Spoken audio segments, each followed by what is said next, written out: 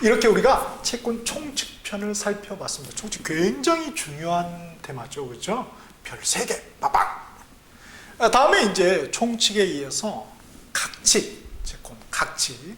구체적으로 이제 계약 각칙이 되겠죠. 각칙에서 이제 매매 교환하고 임대차를 한번 정리해 보죠. 자, 매매 너무 중요하죠. 가장 대표적인 우리가 중개하는 계약이니까요. 교환은 뭐 거의 나오지 않고요. 워낙 적기 때문에. 그 다음에 임대차. 요게 이제 중요합니다. 그렇죠? 자, 그러면은 우리 매매부터 한번 살펴보죠. 매매도 역시 매매는 뭐다? 사실 다 뭐가 생략돼 있죠? 매매 계약, 교환 계약, 임대차 계약. 계약은 뭐다? 그렇죠. 법률행위죠. 내용은 똑같겠네. 오케이. 자, 그러면은 매매 계약이 매매가 어떻게 성립하냐? 두 번째는 매매 계약을 했을 때, 즉 매매라는 법률 행위를 했을 때 어떠한 법률 효과가 발생이 되느냐, 이걸 정리하는 거죠. 그렇죠? 자, 그러면은 먼저 매매가 어떻게 성립하는지는 563조에 되어 있습니다. 63조 한번 펴실까요? 563조.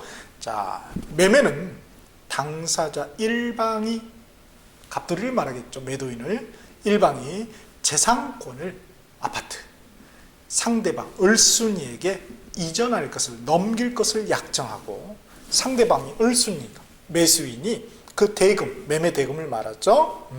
지급할 것을 약정함으로써 그 효력이 생긴다. 뭐 상식적인 얘기를 이렇게 좀 뽀대나게 적어놨네요. 조문에서는. 자, 그러면 매매라는 법률을 했을 때 어떠한 법률 효과가 있느냐? 당연히 채권이 발생이 되겠죠. 그렇죠? 채권이. 갑돌이는 뭐예요? 갑돌이는 매매 을순이한테 매매대금 지급 청구권이라는 채권이 발생이 되고, 을순이는 뭐예요? 갑돌이에게 소유권 이전 등기 청구권이라는 채권이 발생이 되겠죠. 이 채권은 서로 역으로 보면은 뭐예요? 각각에 대한, 각각 상대편에 대한 또 뭡니까? 상대편에는 그게 의무가 되는 거죠. 그렇죠? 그래서 이 채권 발생 규정은 우리 568조를 한번 보시죠. 568조 매매의 효력. 똑같네요. 앞에는 계약의 효력, 그죠? 또 해제의 뭐 효력, 해제의 효력, 효과 다 똑같은 말입니다. 그렇죠? 즉 법률행위, 법률효과 계속 나열을 하고 있는 거야. 조문은 계속 같은 말을 하고 있는데 나는 매번 다르게 느끼면 안 되겠죠. 자, 그래서 매매의 효력 1항에 매도인은, 그렇죠? 매수인에 대하여 매매의 목적이 된 권리를 이전하여야 하며, 갑돌이는 뭐예요? 소유권, 그죠? 갑돌이는 소유권 이전 등기 의무가 있는 거죠. 매수인은, 을순이는 매도인에게, 갑돌이 그 대금을 지급해야 한다. 매매 대금, 그죠? 넘겨줘야 될 의무가 있는 거죠. 지급해야 될. 다음에 이게 이제 가장 중요한 테마죠. 계약을 했다. 누가 제일 불안합니까? 갑돌이가 불안합니까? 을순이가 불안합니까? 아무래도 뭐예요? 현금 가면은 뭐 이게 끝장나는 거 아니에요, 그렇죠? 그러니까 을순이가 아무래도 불안할 수밖에 없어요. 그러니까 매도인 갑돌이가 제대로 뭔가 을순이한테 의무를 다하도록 뭘 우리 법에서는 책임을 지고 있다, 그렇죠? 그런 책임을 뭐라고 한다? 매도인의 담보 책임이다. 제대로 이 아파트 넘겨야 될 책임을 우리 법에서는 규정을 하고 있습니다. 그걸 아는 게 우리 매매편에서는 가장 중요하고 해마다 시험에 빠지지 않는 거죠. 자, 요거는 568조 그 앞에 보시면은 제2강 매매의 효력이 표로 나와 있습니다. 표로 아주 깔끔하게 정리를 해놨어요. 그래서 매도인의 담보 책임 이렇게 되어 있습니다. 담보 책임이 뭐예요? 제대로 넘기는 거다. 제대로 이전하는 거다. 무엇을 이전하느냐? 첫 번째는 뭐야? 소유권이라는 권리가 제대로 넘어가야 되겠죠? 아파트의 소유권. 또 하나는 뭐야? 아파트가 무너지지 않고, 그렇죠? 기스나지 않고, 붕괴되지 않고 제대로 넘어가야 되겠죠. 그래서 하나는 권리 하자가 없어야 된다. 그 하자가 있다면 매도인 너가 책임져라 이거죠. 매도인에게 책임을 지우는 방법은 뭐예요? 매수인에게 일정한 권리를 주는 것이 되겠죠. 그럼으로써 책임을 지운다는 거예요. 또 하나는 이제 아파트가 기스나지 않게 넘어가야 된다. 물건 제대로 넘어가야 된다. 물건에 하자가 있으면 안 된다. 만약에 물건에 하자가 있으면 뭐예요? 갑돌이 너 책임져라. 매도인 너가 담보, 그죠? 담보해라. 책임, 그죠? 자, 그러면은 표를 한번 보죠. 권리하자는 첫 번째가 권리 전부가 타인에게 속해 전부 이전할 수 없는 경우예요. 그렇죠? 갑돌이가 아파트 자기 거가 아닌 것을 을순이한테 팔 수 있나요? 남의 아파트 팔 수 있나요?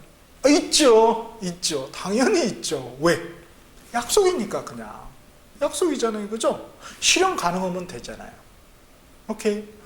자기가 뭐 병돌이 거 팔아두세요. 자기가 병돌이한테 넘겨받아서 이렇게 넘기면 되니까 문제 없는 거죠. 그거는 갑돌이가 알아서 할 일이라는 거야. 오케이? 그런데 나중에 못 넘겨버린 거야. 그럼 뭐예요? 권리 전부가 타인에게, 병돌에게 속해서 전부 이전할 수 없는 경우죠. 그랬을 때 이 을순이 매수인을 어떻게 보호한다? 매수인한테 권리를 줘요. 뭘 줍니까? 해제권하고 손해배상 청구권을 줘요. 계약을 깨야 되죠. 어차피 못 넘길 거면 깨야지. 해제권. 그 다음에 손해배상 청구할 수 있죠. 그렇죠? 그럼으로써 이 매수인 을순이를 보호하고 있다는 거예요. 그걸 뭐라고 한다? 매도인의 담보책임 제도로 하는 거다. 그럼 보세요. 근데 좀 어렵네요. 매수인을, 을순이를 갖다 선의, 악의로 구별을 한다. 선이라는 것은 몰랐다는 거죠. 무엇을? 그 하자가 있다는 것을. 권리 하자. 이 병돌이 그런 거 몰랐다. 하나는 하자가 있다. 악의는 뭐예요? 그 하자가 있다는 거 알았다는 거죠. 그렇죠? 그런 거예요. 보니까 선의의 매수인은 다 있는데 악의는 해제권밖에 없네요. 손해배상 청구는 없죠. 왜? 그런 일이 터질 줄 아는 그런 매수인을 보호할 필요는 없다는 거죠. 우리 법에서. 법은 형평성이 중요한 거죠. 오케이? 자, 그래서 이게 570조에 규정이 돼 있어요. 570조에. 그래서 570조 타인 권리의 매매 시 매도인의 담보 책임 나와 있죠.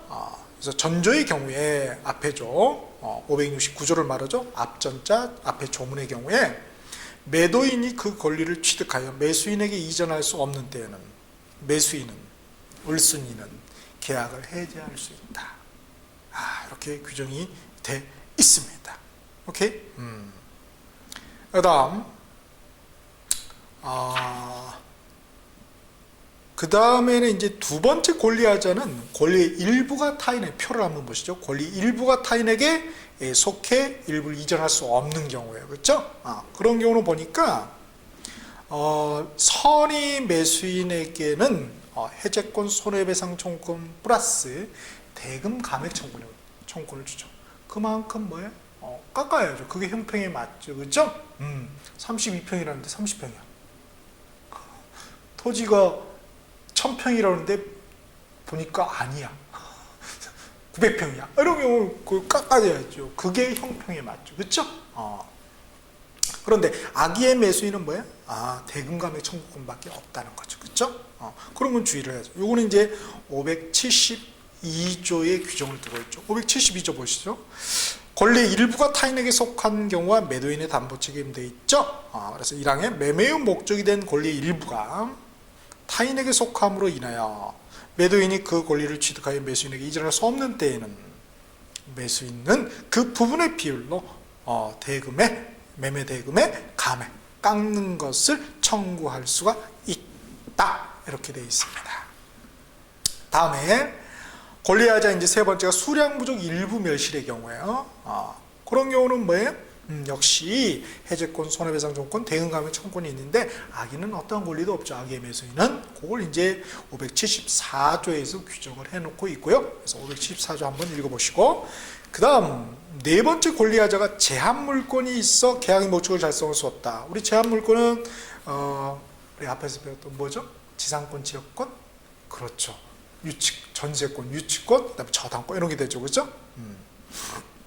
이렇게. 자, 여기서 제한 물건, 그래서 표에 나왔죠. 지상권, 지역권, 전세권, 유치권, 질권. 여기 저당권은 빠지고, 저당권은 이제 별도로 밑에 있으니까 5항에 5번에 있죠, 동그라미에. 그래서 이런 경우에서 계약의 목적을 제대로 달성을 못해. 그런 경우에 선의의 매수인한테는 해제권하고 손해배상 청구권을 줘서 보호를 하고 있다는 거. 그러나 악의는 전혀 보호하지 않고 있죠. 그 다음에 이제 마지막 5번째 하자가 저당권 전세권이 행사됐다. 저당권이 행사됐다는 건 뭐예요? 경매 떨어졌다는 거죠. 그렇죠? 얘가 아파트 샀는데 우리 순이가 샀는데 갑돌이가 그게 어떻게 되면 경매에 떨어져 버린 거예요. 그렇죠? 이거 참 큰일이죠. 그 다음에 전세권이 행사됐다. 전세권도 우리가 뭐가 있죠? 경매 청구권이죠. 이런 경우에 소유권 X인 경우, 소유권을 취득할 수 없거나 취득했는데 잃어버린 경우죠. 자, 그런 경우에 선의의 매수인한테는 해제권, 손해배상 청구권, 그 다음에 변제 상한 청구권이라는 게 있어요. 변제 그러면 대신 변제해주고 그거를 갑돌이한테 다시 달라고 할 수 있는 청구권이 있다는 것입니다. 그거를 576조에서 규정을 해놓고 있고요. 그런데 주의할 건 뭐야? 악의의 매수인도 다 그러한 권리가 있다는 것입니다. 그쵸? 왜? 악의는 알았다는 거예요. 알았다는 건 뭡니까? 저당권이 있다. 그럼 뭐예요? 경매가 떨어질 가능성이 있다. 누구나 등기부 떠들어보면 다 알 수 있는 거잖아요. 그죠? 그러니까 그래서 악의의 매수인한테도 이런 권리를 다 부여하는 거구나. 이렇게 보시면 될 것 같습니다. 자, 이렇게 해서 권리하자 5가지 유형을 봤고요. 그 다음에 이제 물건 그 자체죠. 권리가 아니라 물건 그 자체의 하자는 이렇게 6번, 7번 돼 있죠. 특정물 매매 시 목적물에 하자가 있는 경우하고, 그 다음에 불특정물 매매 시 목적물 하자가 있는 경우. 그래서 그 예를 잘 보시면 될 것 같고요. 요거는 해적권하고 손해배상 청구권이 있는데 이 선의의 매수인이 무과실까지 요구해요. 굉장히 좀 까다롭게 요구하는 거죠. 그렇죠? 그리고 악의의 매수인은 어떠한 권리도 부여하지 않고요. 불특정물 매매의 경우에는 완전물 급부 청구. 뭐야? 새 걸로 바꿔달라고 할 수 있는 거죠. 그런 거에서 해적권, 손해배상 청구권 너가 행사하든지 아니면 뭐예요? 완전물 급부 청구권. 둘 중에 골라서 행사라. 둘 다 행사할 수는 없죠. 물어내고 새 거 달라. 이거까지 하면 좀 형평이 안 맞잖아요. 그래서 그거는 각각 580조, 581조에서 규정을 해놓고 있습니다. 그래서 자, 이렇게 해서 한번 우리가 매매 파트를 봤습니다. 자, 이제 임대차 한번 넘어가 보죠. 임대차. 앞에 교환이 있는데요. 교환은 우리 거의 나오지 않아요. 그렇죠? 조문도 몇 개 안 되잖아요. 그렇죠? 그래서 교환해 보니까 교환의 의, 596조의 교환의 의 정도 읽어보면 될 것 같아요. 교환은 당사자 쌍방이 금전 이외, 금전이면 이게 매매가 되니까 금전 이의 재산권을 상호 이전할 것을 약정하면서 그 효력이 생긴다. 워낙 심플하게 되어 있습니다. 교환은 현실적으로 잘 일어나지 않고 있죠. 거의. 그래서 우리 시험도 거의 안 나오죠. 자, 그러면은 네 번째 이제 테마죠. 임대차를 한번 보시죠. 자, 임대차도 보면은 역시 임대차 성립이 중요할 것 같고요. 그 다음에 임대차의 효과죠. 효과. 임대차의 효과는 우리 역시 채권이 발생되겠죠. 특히 이 임차인의 권리, 임차권에 관련해서 그래서 여기서의 포인트는 바로 임차인의 권리가 되는 거죠. 임차인에게 어떠한 권리를 부여하느냐? 물론 임대에도 권리가 발생되지만은 주로 이제 임차인 쪽에 포커스를 맞춰서 시험 물어보고 있습니다. 자, 그러면 임대차 성립. 임대차도 역시 뭡니까? 계약이다. 계약은 뭐다? 법률행위다. 똑같네, 그렇죠? 자, 그래서 임대차 성립에 대한 조문은 618조입니다. 임대차의 의 돼 있죠? 임대차는 당사자 일방이 상대방에게 목적물을 사용 수익하게 할 것을 약정하고, 약정이니까 의사표시죠. 상대방이 이에 대하여 차임을 지급할 것을 약정함으로써 그 효력이 생긴다. 그렇죠? 차임이라고 그랬죠. 차임. 보증금 아닙니다. 임대보증금. 임대보증금이 꼭 있어요. 그거 아니에요? 차임만 있으면 되는 거예요. 그렇죠? 보증금은 별도의 얘기죠. 사실 보증금을 걸었다는 것도 뭐예요? 그 이자만큼 차임, 임대료가 나가는 거잖아요. 사실은. 본질은 똑같죠. 그렇죠? 그 차임을 지급할 것을 약정으로서 그 효력이 생긴다. 이렇게 되어 있습니다. 다음 표에 이제 잘 나와 있죠. 그 다음에 임대인 대 임차인의 권리 의무 표가 있습니다. 특히 우리 임차인의 권리를 보자고요. 보니까 당연히 뭐예요? 당연히 그 임차 그 목적물을 갖다 사용 수익할 수 있는 권리가 있겠죠? 그걸 갖다 뭐라고 그래요? 임차권이라고 합니다. 임차권. 그러니까 하나의 쓸 수 있는 권리다. 그래서 사용의 용자, 그죠? 수익의 익자. 그래서 용익권이죠. 용익채권이 되는 거죠. 그에 반해서 우리 전세권은 뭐예요? 용익? 그렇죠. 물권이 되는 거죠. 그거는 막강하고 좀 약하죠. 그렇죠? 자, 그래서 임차권이 우리 618조에 기술이 되어 있고요. 그 다음에 이제 두 번째 보니까 차임 증감 청구권이 있습니다. 차임을 갖다 증감. 보통 감이겠죠. 올려달라고 하는 사람은 없겠죠. 감. 이 청구권이 628조에 기술이 되어 있고요. 다음에 계약 갱신 청구권이죠. 계약 이제 다시 할 수 있게 청구할 수 있는 권리. 643조. 그 다음에 경우에 따라서는 임대차 계약을 깨는. 임대차 계약은 계속 계약이니까 해제입니까? 해지입니까? 그렇죠. 해지죠. 그래서 임차인한테 그런 해지권을 부여하고요. 이게 이제 625조하고 627조에 규정이 되어 있고. 그 다음에 상환 청구권이라는 게 있습니다. 비용 상환. 비용이 들어가 있을 거 아니에요. 그렇죠? 뭐 보일러가 터져가지고 그걸 임차인이 고쳤다거나 이런 경우가 올 수 있죠. 그런 비용을 청구할 수 있는 그런 권리가 있어요. 그걸 갖다 우리가 상환 청구권이다 줄여서 이렇게 말합니다. 626조고요. 여섯 번째가 이제 지상물 매수 청구권이 있죠. 지상물을 매수해달라 이렇게 청구할 수 있는 권리가 643조. 그리고 일곱 번째가 부속물, 그죠? 부속물 매수 청구권이 있습니다. 이게 646조에 규정이 되어 있습니다. 그래서 이제 이렇게 각각의 여러분이 조문을 한번 읽어보면서 이러한 임차인의 권리를 보호하기 위해서 이러한 제도를 두고 있구나. 그걸 조문으로 확인하고 또 뭘로? 그렇죠. 바로 판례를 또 나중에 확인을 하셔야 되겠죠. 결국은 뭐예요? 기출문제로 확인하는 게 가장